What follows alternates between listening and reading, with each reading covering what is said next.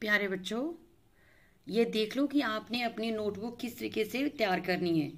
सबसे पहले डे लिखना है, फिर डेट, फिर चैप्टर, और उसके बाद चैप्टर का नाम क्या है, उसका हेडिंग।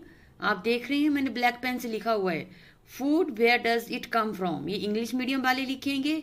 हिंदी मीडियम वालों के लिए टॉपिक नीचे है, भोजन यह कहाँ से आता है। तो एक मीडियम वाला मतलब इंग्लिश वाले सिर्फ इंग्लिश ही लिखेंगे और हिंदी मीडियम वाले सिर्फ हिंदी को ही नोट करेंगे। ये दोनों मीडियम को समझाने के लिए मैंने दोनों मीडियम में ही लिखा हुआ है। फूड भोजन, कोई भी खाने योग्य चीज जो हम अपनी भूख मिटाने और ऊर्जा की पूर्ति के लिए खाते हैं, भोजन कहलाता है। और इंग्रेडिएंट, इसके संघटक क्या है, जिन पदार्थों से ये भोजन बनता है उसे संघटक कहा जाता है। जैसे राजमा की दाल एग्जाम्पल ले लो, इसके संघटक कौन कौन से हैं, राजमा के दाने, पानी, नमक, हल्दी, सभी मसाले, तेल, प्याज, लहसुन, टमाटर। सभी को पता है कि दाल कैसे बनती है और उसमें क्या क्या ऐड किया जाता है। तो जो ऐड किया जाता है उसको संघटक कहते हैं, इंग्रेडिएंट्स कहते हैं। हमारा भोजन मुख्यतः पौधों और जंतुओं से ही आता है। अब नेक्स्ट पेज के ऊपर आप देख रहे हैं कलर डायग्राम है, ये आपकी बुक में भी बनाई हुई है। तो ये प्लांट की है, क्योंकि हमारा भोजन कहाँ से आता है, मुख्यतः पौधों मतलब प्लांट्स और एनिमल से आता है। हमें दूध कहाँ से मिलेगा, गोट से मिलेगा, काऊ से मिलेगा, बफेलो से मिलेगा। और बाकी चीजें हमारे फ्रूट्स, सब्जियां, फल कहाँ से मिलेंगे, पौधों से मिलेंगे। तो ये पौधे की डायग्राम है। इसके मुख्यतः क्या पार्ट है, देखो रूट सिस्टम है जो अंडरग्राउंड रहता है, जमीन के नीचे जो सिस्टम है वो रूट सिस्टम है।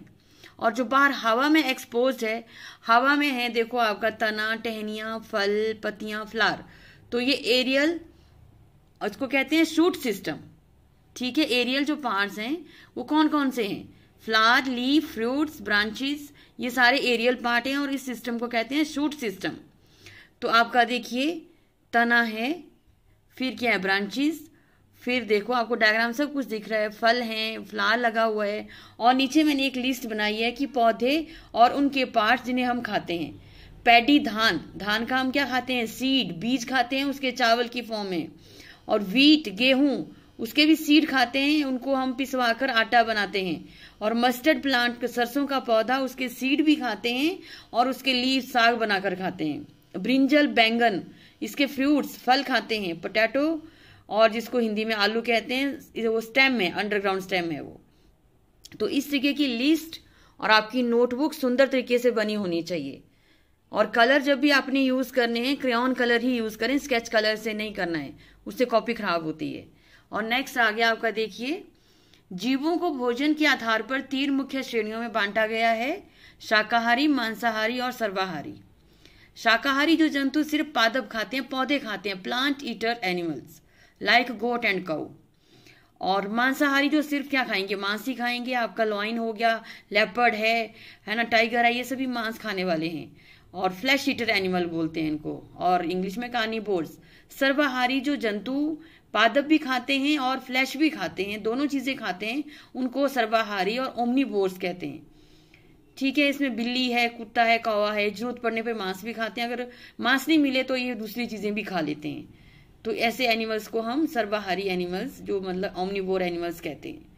तो ये था आपको समझाने का। देखिए मैंने किस तरीके से अलग अलग डिफरेंशिएट किए हैं, क्लियरली आपको नजर आ रहा है। शाकाहारी, मांसाहारी, सर्वाहारी जीवों को भोजन के आधार पर इन 3 मुख्य श्रेणियों में बांटा गया है।